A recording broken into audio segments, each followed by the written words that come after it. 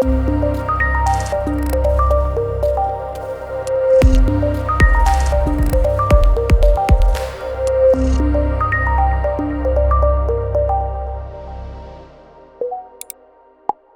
me, Indigenous harm reduction is embedded in Indigenous cultures, that prior to colonization, that we really took care of all people in the circle, that there was no one that was above anyone else in the circle.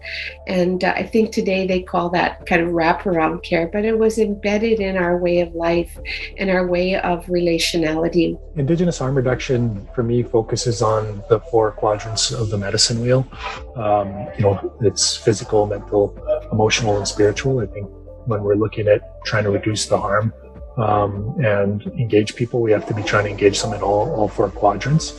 I think it differs from the Western model of harm reduction because that model is really focused only on physical health for the most part. For me, all of the teachings, everything that we're taught is about inclusivity.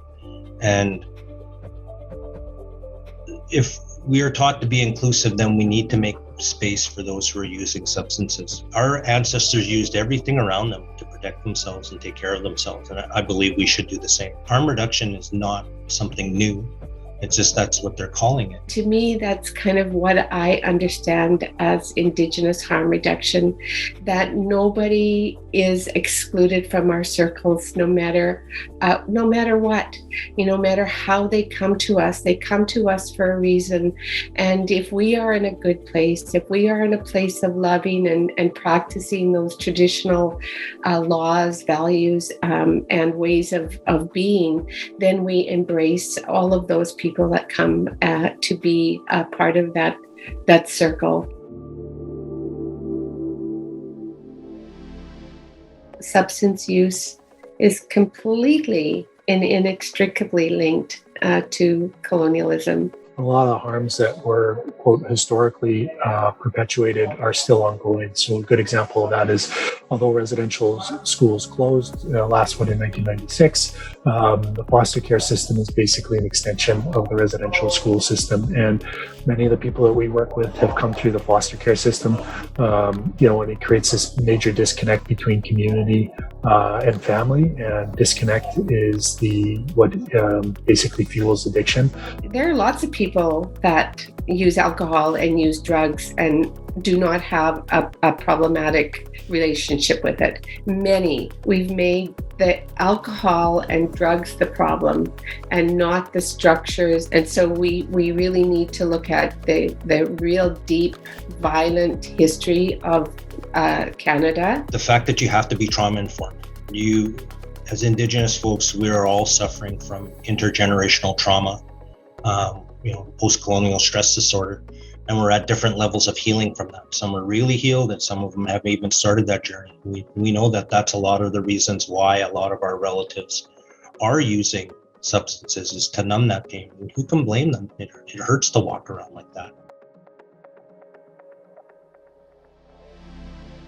Obviously, we can't go back and build what was before colonization, but we have to think of new ways in order to kind of wrap ourselves around all of our kin and brothers and sisters, to feel safe, to feel respected, to have dignity. Indigenous harm reduction in practice can mean access to ceremony, something as simple as smudge, but it could also be something as it could be a more complex or a cultural ceremony that we need to go off-site for.